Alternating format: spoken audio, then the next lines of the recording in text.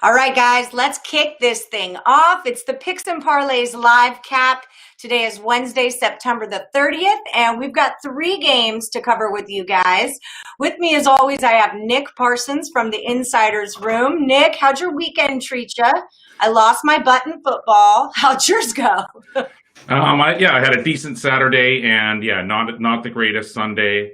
But up overall, big time since coming on over at Picks and Parlays and since the restart. So a couple of bad days here and there. What can you do? You just turn the page, we move on. And no, I'm super confident with this weekend coming up, and I've excited to get into these games that that you highlighted there. And so where are we going to go from here? So today we are going to talk, of course, game 1, the NBA Finals. Heat and the Lakers are going to happen tonight. That's a really big one. To be honest, I have not handicapped this game one bit because I've talked so much about the Heat that I just, as soon as they got in, I took the series price at plus 340, and that's where I am again. So I got to put my money where my mouth is. What do you think? It's the Lakers are minus 4.5. The total's 217.5. What do you think about this? Well, I do have a play on the total in this one, so I'll stay away from that. All right. But I like the Lakers in this one, in this first game anyways. I think that the combination of their big men is just going to be too much for Miami to handle. So LeBron James, he's back in the NBA Finals for the 9th time out of the last 10 years. And, of course, James left South Beach back in 2014, and he went over to Cleveland. He took his talents to Cleveland, and there were some hurt feelings on both sides. So really, the storylines for this one, it just writes themselves. It just writes itself, yeah. But Jimmy Butler, Bam, and Goran Dragic, along with Tyler Herro, these guys have been great. I mean, it's just and head coach Eric Spoelstra, he's been masterful in the playoffs. The game-to-game adjustments that he's been making to counter, he's been brilliant, really. And win or lose here, Miami, it's clearly been a great season for Miami. I'd say that they've exceeded expectations to this point. But for the Lakers, obviously anything short of a championship is going to be deemed a waste, Well, especially in the year that Kobe died, right? That's my one thing that I don't like about the Heat future is that, it's the year Kobe died. It's kind of like a set spike for the Lakers to win this, right? The NBA wants that to happen, I would think. It does seem like that for sure. But I think that beyond that, LA does have significant advantages in this first game and in this series, really. But I think that Anthony Davis and James, they're going to carve up this zone defense. Instead of Daniel Theis coming in the middle there for the Celtics in the last round, this is Davis. He's a first-round All-Star. He's going to be catching that ball, and so he knows how to exploit these types of defenses. Davis has hit almost 80% of his playoff shots in the paint and more than 50% from mid-range. And I think, guarding James is going to wear down Butler. And if Miami doesn't get an all-star effort out of Butler in every single game, I think it's going to be really hard for them to have any shot in this series. In fact, it was Butler himself who said, we're going to have to play damn near perfect if we have any hopes of winning this series. And so, for me, I think that in this first game, LA is going to be the better team in every respect, and I just think that their combination of their big men will ultimately prove to be the difference here. And so that's sort of how I'm seeing this first game. I get what you're saying. I worry about the Lakers' depth. You have LeBron, you have AD, but then who? Rondo shows up sometimes, and I don't know. I just worry about their depth. The Heat feel like a much more complete team to me, and I feel like they're more motivated. They're hungry, and I think Jimmy Butler wants a better contract. I think he wants his name cemented in the NBA. He's more of maybe not in the past few months, he's not an afterthought, but in your normal day-to-day life, Jimmy Butler is not one of the top names that comes to your head. So I don't know. I'm going off of the motivation here. And I think Jimmy Butler has this Michael Jordan quality about him where everyone around him plays much better and to a higher caliber. So I don't know about game one. So I'm just going to let you have that. I kind of lean towards an under in game one is where I'm at here. Right. So you keep your side. Well, I mean, you made a good point there that the Lakers are really sort of top heavy with those two superstars in James and Davis. And they're older. What if one of them gets hurt? Then what do you got going on? Well, that's true. But that does sort of correlate. That's why I do like them in this first game. They've had the couple extra days off. And Rycape here is making a comment over on YouTube. And he is saying the Lakers haven't seen a defense like this in the playoffs. And so that is very true. The Heat have been shooting at an incredibly high percentage, both overall and from range. And but the Lakers are extremely adept on the defensive end too. They have these veteran guards who in Rondo, etc., who can play lockdown defense and who can disrupt the other guards' rhythm, etc. So that's what I'm sticking with for us on this show today. I'm going with the Lakers. I think, as you said, they dropped down to like -4.5. And is the total still around 217? 217.5 is what I have. Yeah. Right. That is what I have. All right. I can't wait for that. That's going to be a really great matchup. And it's just been the whole thing, the whole bubble, the whole thing, the adversity, all of it. And so I'm excited for the finals for sure. But what about the Thursday night game? Oh, yes. I was just going to say, I honestly haven't been this excited about the NBA in a really long time. So I'm thrilled. We've got good basketball. Yeah. So after tonight, there will be more sports that are important, like the Broncos and the Jets playing on Thursday night. And while that may not seem like a super important game, neither one of these teams have won one yet. So someone's O has got to go here. It's even money right now. I kind of saw it teeter back and forth, but last time I checked, it was even money, and the total was at 40 on this one. If I had to pick a side, I would pick the Denver side, but I'm going to let you give a rundown on this one. Well, I do have a play on the side in this one, so I'm going to steer clear of that.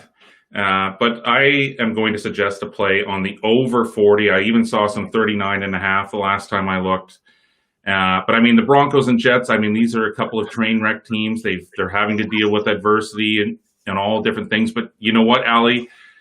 3 months ago, we would have been dying for this game on a Thursday night. And so let's make the most of it. Let's try to find the value. And for me, as far as the total is concerned, my strongest play is on the over. And I have a few reasons behind that. As you mentioned, both teams are 0-3 straight up, but Denver is 2-1 against the spread. New York is 0-3 against the spread. The Jets actually put up 40 points over their first two games. But then last week they stumbled and fumbled their way to a 36-7 loss to the Colts there. But I didn't actually really expect that such a pathetic effort, even, despite the many injuries for New York. Sam Darnold, he threw 2 pick sixes, and he was also intercepted in the end zone. But I mean, as horrible as New York's offense is, its defense is actually even worse. That's what they call it, dumpster fire. Yeah, well, I mean, they've been outscored 94-37 so far. Oh my God. Yeah, and then the Broncos, I mean, they lost 28-10 to the Buccaneers last week, and I gave out a play on Tampa for viewers last week. And Tom Brady, he dissected that Broncos defense at home, mind you, as well. That was for 297 yards and 3 touchdowns. So really, in my opinion, I think this Denver defense is also suspect, really. Broncos quarterback Jeff Driscoll, he was 17 of 30 for 176 yards and a touchdown and an interception before he then got replaced by Brett Rippon in the fourth quarter, and he went 8 of 9 for 53 yards and an interception. It's Rippon under center again here. But whoever it is under center for Denver, I mean, they catch a huge break here facing this terrible Jets secondary. And so, yeah, I mean, these teams are definitely awful. These offenses are awful, but these defenses are even worse. And so when you throw in the motivation factor for each team to, finally break the losing streak and then also do it on this national stage. I think that this is a really low number, and I think that these teams will combine to sneak over the total as the game comes down the stretch. Yeah, I can't see myself taking an under on this one. I'm on the over also here. It's just, I mean, what you say about the defense is kind of where I'm at, that you're going to be able to score points in this game. No one's going to stop you from getting into an end zone. I mean, the worst thing that can happen is you trip over your own feet. And I mean, this game could be 3-0. Is how I feel about it sometimes. But it's what you were saying, that it's a Thursday night. It's a national stage. They both are doing very poorly. And so this is their time to step up and give it all they got. And somebody wants a win here. Well, they both want to win, but somebody's going to win, and nobody wants to go 0-4. Nobody. Yeah, exactly. So we don't have to worry about their effort for sure. Although Rycape is disagreeing with us here. He says it's a low number, but these teams can't score. I like the under 40. And Rycape, do you also like a side in this game? Yeah. Who are you leaning to in this game on Thursday night? But we'll give them a minute. Yeah. All right. And you guys out there, for any of our other viewers, please feel free to chime in and comment and let us know what you think. What do you think about the Lakers Heat game 1? What do you think about Thursday night football? Yeah, we're broadcasting right now to both YouTube and Facebook. So please, and also just a reminder that on Fridays, it's Football Fridays. And so if there's any games that you want us to review in either college football or the NFL, please let us know in these comments right now, and we will do that for sure. We totally will. And just because everyone enjoyed our Saturday show so much, we've also got a new Saturday show coming. It's called Total Chaos. And it's basically 2-3 cappers just going through the totals. We're going to cover the entire NFL slate and then as many second and third round college games as we can. We're going to do that Saturday morning at 10 Vegas time. So same time, 10 Vegas time, same time as we did it last week. Right? Yeah, 1 Eastern, exactly. Yeah, that was a lot of fun, and this will be a rapid fire type of show. And as you said, a number of different cappers along with yourself and myself, and so I'm really looking forward to that as well. It's going to be total chaos, man. Totally, man. All right. Oh, here's Rycape again. He says he leans to the Jets, but he's probably staying off. Okay. He's on the whole. Leaning to the. I'm leaning Broncos and over. So okay, we're head to head, Rycap. We're head to head. Okay, so playoff baseball is here. You guys know baseball is my favorite sport. Cardinals versus the Padres is what we're going to talk about today. I know a lot of people that are just sick over the Padres. They love Slam Diego and all this business, and I agree with you, okay? I'm with you. I've followed them all season long. They're great. But right now, Clevenger's getting cortisone shots. Lamet, who's their ace, is out with, I think, shoulder soreness. Not sure when he comes back. They're starting, how do I not know this right now? Paddock. They're starting Paddock. He was a late decision to start, and Paddock's going to be going against Kim for the Cardinals, who is quite the pitcher. So I took the Cardinals series price on this one at plus 160, so I don't have to stress myself out about it. I think the Cards definitely win it today. It's Padres are minus 160, and the total is at 8. What do you think about this one? I think that you broke that down great, and yeah, I think as an underdog, that's a great play. I was going to suggest a play on the under in this one. I like Paddock at home. And I think that Kim comes in super red hot. Well, I mean, he does for sure. Yeah. St. Louis, it averaged only 4.14 runs per game this year. And that was 24th in the league. And it only averaged 4.04 on the road. And so Kim, he's 3-0 with a 1.62 ERA in 8 games this year. And the St. Louis bullpen has a 3.91 ERA on the road this season as well. And the Padres, as you mentioned, they slammed Diego. They got out to a really slow start, actually. They only started out 11-12, but then they went 26-11 over their final 37 games. As you mentioned, they have, some big bats in the lineup. Fernando Tatis Jr., he was a standout on offense. He had 17 home runs and 45 RBIs. He was awesome. Yeah. And San Diego ranked third in the league in scoring at 5.42 runs per game, and it was fourth in home runs. It had 95 this year. And as you mentioned, Paddock, he was sort of a late decision there to start game one. Yeah. He went 4-5 with a pedestrian 4.73 ERA in 12 starts this year. But he was consistently his best at home. He went 3-2 with a 3.44 ERA at Petco. So also, I would point out that in his 2 starts that he's faced St. Louis in the past, not this year, this is the first time that these teams will have met each other. But he has faced the Cardinals before a number of times, and twice at home, and he's 1-0 with a minuscule 0.93 ERA in those matchups. So, yeah, this is the first time that these teams have met each other.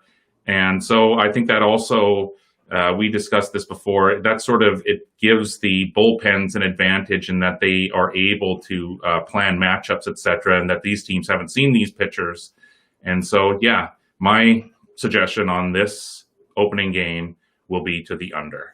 To the under. Well, there is one thing I want you to remember. You were saying how many runs the Cardinals have scored this year, but don't forget, they got off to a really rough start because of COVID. They missed 15 straight days of games. So they played 11 double headers. That's 53 games in 44 days. So if you take 11 double headers and minus 2 innings off of each of those double headers, that's like 44 innings that they didn't play that other people did that they could have been scoring runs in. So put that in your pipe and smoke it. I'm just saying. Okay, yeah. No, this is going to be makes a big deal, No, this is going to be a year where we're going to be able to do that and look back and take into account all of these different things. But one other point I would like to say is just that these starting pitchers, normally at the end of the season in the playoffs, they've had 160 games, and at this point they've played 60. And so they're not even at the halfway point, and they're really just sort of shaping up into mid-season form. And so that sort of correlates along with my underplay there. I think that helps strengthen that part from a situational standpoint. So yeah, I'm going to stick with the under in that one. And I like your play on St. Louis there. I think that as you pointed out, you had a few good points there for this underdog to take game one. Or do you like for the series? You have for the series? I already took it for the series. Just because sometimes I'm so busy right now with so many sports and everything going on. Sometimes, like with the Heat, if I just think you're going to win it all, I don't want to bet each individual game and have to deal because I have other individual games I'm betting, Right. So this one in particular, I just think the Cardinals, and by the way, historically, and this could work for them or against them, but historically, the Cardinals have knocked the Padres out of the playoffs, out of the first round of the playoffs 3 times in 1996, 2005, and 2006. 9 out of 10 games they won. They're the only NL team to have ever beaten the Padres in the postseason. So I don't know if that comes like with a little revenge factor for the Padres or if history just repeats itself for the Cardinals, but that kind of plays into it a little bit for me as well. Right. So there's that. That makes sense. Yeah. So we've gone through our 3 games. Yeah. And so we have another show on Friday. That's the Football Friday show. And so maybe we could look ahead there a little bit, because I know that on that Friday I will have gone through our list of against the spread teams that were 0-2 after the first 2 weeks. Or was it 0-3? Oh, your 0-2 teams, yeah. Yes, my 0-2 teams. And so I'll have an update on that to see where that'll played out, because I know that some definitely covered and others didn't. So I'll have updated numbers on that. Nice. But yeah, just sort of some of the other bigger games, of course. Well, the Sunday night game sees Philadelphia at San Francisco. The Monday night game is Atlanta at Green Bay. That could get ugly. New England is at Kansas City. I mean, that's another big matchup there. Yeah, I can't believe the Patriots are getting so many points. Like, I believe it, I get it, but I don't know. Belichick getting 7 points, that seems kind of easy. Kind of like, give me those points. But I can never, ever, ever bet against Patrick Mahomes ever again as long as I live after what happened with the Ravens and how much I ran my mouth about that game. So I know it was. I just can't believe how much better they are than every other team for sure. It's just unbelievable. that was ridiculous. Now, one other game on there that I thought I just was wondering what you thought was Cleveland and Dallas. That was another interesting one. Maybe we could look at that one. Yeah, Cleveland and Dallas. Well, I mean, with Cleveland and Dallas, I feel like, hold on, I have notes on this from somewhere, from one of my shows I do.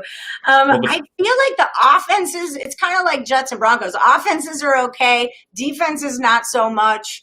I think the score is going to get run up in this one.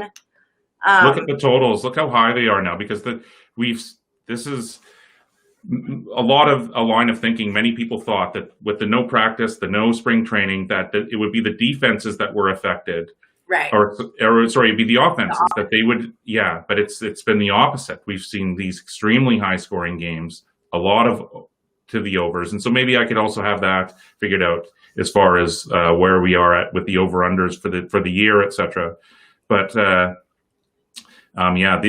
these teams are averaging a lot of points, and these defenses are giving up a lot of points. So, well, and the notes that I had made on this was that I think the Browns could really have a shot here because while the Cowboys do have a decent offense, their defense cannot stop anything. I mean, they couldn't stop my grandma from getting into that end zone right now. So this could really be a spot where the Browns receivers can shine and put some points up on the board. I do really like it over, but I like the Browns here too. I kind of like the Browns in this spot. Right. I'm looking forward to getting into that one with you on Friday for sure. So why don't we definitely look at that one a little more closely, both the side and total in that Browns game. And then breaking news going on right now, which is worth mentioning to anyone who's getting early bets in on NFL. If you're betting on that Steelers-Titans game or if you're betting on the Vikings game, I would be very careful about what you're doing. We already know Titans had 3 players out. I was like, who are they? Is it Tannehill? Is it Henry? What's going on? Turns out it's a nose tackle, a long snapper, and a practice squad tight end. So it's not completely brutal, but it's only Wednesday.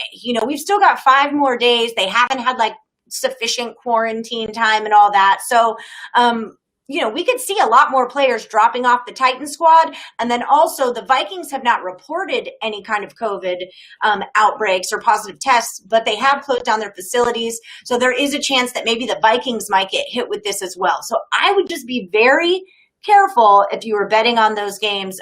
They've already postponed the Titans game to either Monday or Tuesday. So just keep that in mind from your friendly neighborhood handicapper. I'm surprised it hasn't happened yet at this point. Baseball had to do it a number of times at the beginning and it managed no problem. And so we'll see what happens. But I'm hearing Monday or Tuesday possibly or something. But and that Titans line moved major. They were a 2.5-point favorite at home, and then now they're plus 1.5. So that definitely. And then if they have to then play a few days later on that Sunday, I think the Tennessee. So this is going to be difficult for them to recover this season. It would seem. Yeah, absolutely. You got to keep your eye on them because, then the following Sunday, if they play on Tuesday, now the Steelers and the Titans are both going to be on super short rest for their Sunday game. So, exactly. Just keep your eyes open, people. Watch what happens. Exactly. Watch what happens. I had one other thing I wanted to say, but I've forgotten it. But it has gone. Well, Rye Cape is saying, I should have been at the Eagles game in San Francisco, but obviously COVID. And he also thinks the Browns cover. So he's with you on that one. And so maybe Rye Cape will come back on Friday and all of us can discuss that. Yeah, break it on down. So I'm excited about Friday's show. I like Football Friday a lot. We're going to get as many college and NFL picks in for you as we can. I'll go through some of those rapid fires that Craig Trapp does just to get some extra bonus picks out for you. And then, join us on Saturday for Total Chaos at 10 a.m. Vegas time. Can't wait. Yeah, it should be good. I'm excited about it. All right, guys. Well, that just about does it for us. Anything else out of you, Nick? That's it. I'm ready to rock and roll for Friday. I'm looking forward to breaking down the NFL games. And as you said, I'm totally looking forward to our rapid fire Saturday morning show, looking at these over-under totals. Total chaos. It's going to be great. I'm excited. All right, guys. Well, thank you all so much for joining us here at Picks and Parlays Live Cap. My name's Allie Burns. You can follow me on Twitter at +moneyhoney. That was Nick Parsons. You can follow him at the Insiders Room. Lots of great stuff going on over there. And you can buy Nick's premium picks and packages from picksandparlays.net. Go check him out. He's on almost every one of the leaderboards, if not every one of the leaderboards for each individual sport. So check out our leaderboards at picksandparlays.net. Don't forget to like and subscribe and ring the bell so you can get notified every time we go live or post a free pick. Thanks, guys. We'll see you next time. Thanks.